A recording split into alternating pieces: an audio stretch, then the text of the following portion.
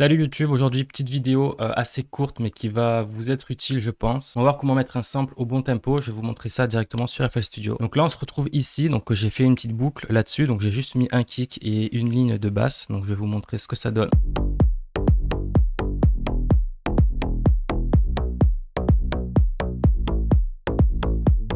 Donc là je prends Splice, je prends mon sample et hop, je le balance sur mon projet comme ça. Donc là vous voyez que du coup c'est pas du tout raccordé, donc le sample il est censé s'arrêter ici justement. Et là vous voyez bien qu'il y a écrit 120, donc ça c'est le BPM du sample. Et moi je suis en 126, du coup ça va pas du tout aller. Mais pour l'exemple, je veux quand même vous faire lecture, on va voir un petit peu ce que ça donne. Vous voyez que c'est pas du tout raccord, donc ce qu'on fait, et c'est très simple. Donc là, je vais ici en haut à gauche, je fais un clic droit avec la souris, et là je fais Fit to Tempo, je clique là-dessus.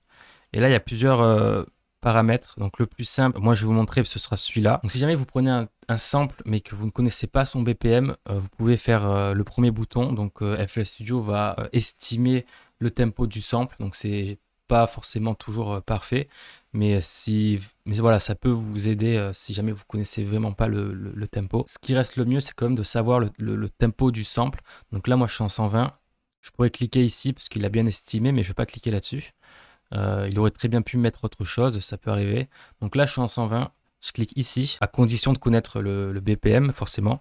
Donc si je clique là-dessus, c'est de taper directement le BPM du sample que vous avez importé dans votre logiciel. Donc c'est pas le BPM du projet, mais bien le BPM du sample.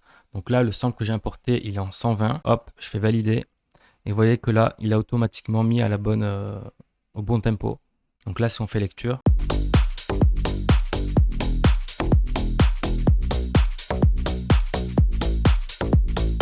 vous voyez que là, il est parfaitement aligné du coup avec le projet, il est en raccord avec ce qu'on est en train de faire. Donc là, on a pris un sample qui était en 120, on l'a monté à 126. Donc là, c'est faisable. Vous doutez bien que l'inverse est aussi possible. Donc si j'aurais pris un sample à 135 par exemple et que j'aurais fait exactement la même manip, ça aurait très bien marché aussi. Mais le petit inconvénient de ça, c'est que vous pouvez pas prendre des samples qui sont trop éloignés du BPM de votre projet. Donc je m'explique. Là, le projet, je suis en 126. Donc là, le sample était en 120. Donc passer de 120 à 126, ça le fait, donc c'est pas très, la marge n'est pas énorme. Mais imaginons que j'aurais pris un sample qui était à 110, 115, ça aurait pu marcher, après à vous de faire des essais, mais la marge pour passer de 110 à 126, elle est beaucoup plus importante et du coup le sample il va être encore plus étiré et à la fin ça va ressembler à pas grand chose. Donc voilà, si vous êtes à, par exemple, si vous travaillez en 120, prenez des samples qui sont minimum à 110 et maximum à 130, mais essayez de garder un petit niveau comme ça respectable, parce que sinon après les samples ils ressemblent plus à rien et le son il est tout